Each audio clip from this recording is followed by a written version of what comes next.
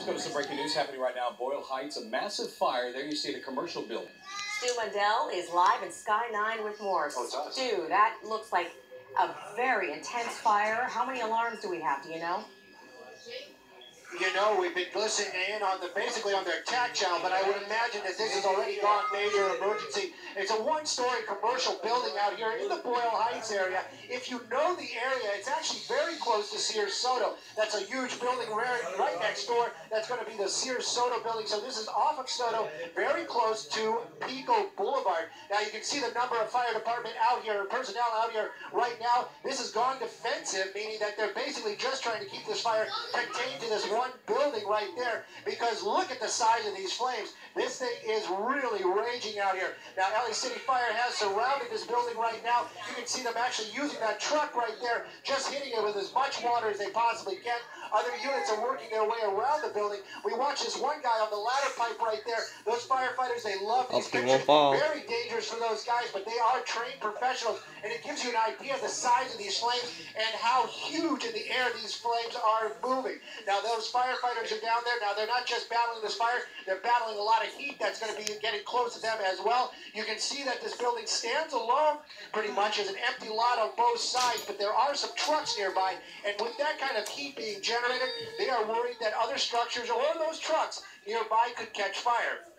Now, they know about all these problems that they're dealing with right now. They have firefighters all around this building right now. They're trying to get as much water on it as they can.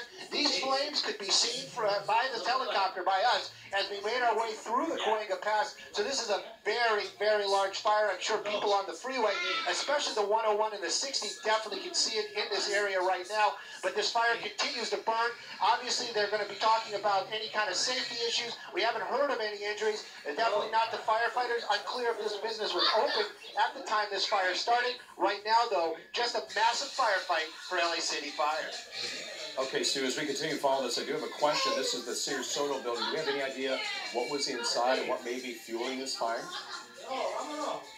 Jeff, I got to be very clear. This is next to the Sears Soto building. It's a huge landmark out here. It's actually one building, actually two lots to the south. There's an empty building next to it. What's inside, we don't really know. I can tell you, extremely flammable. That's what's inside that building right now. I can't imagine this being an empty warehouse with these size of flames and how quickly this spread through that building. This firefight is going to be going on for some time.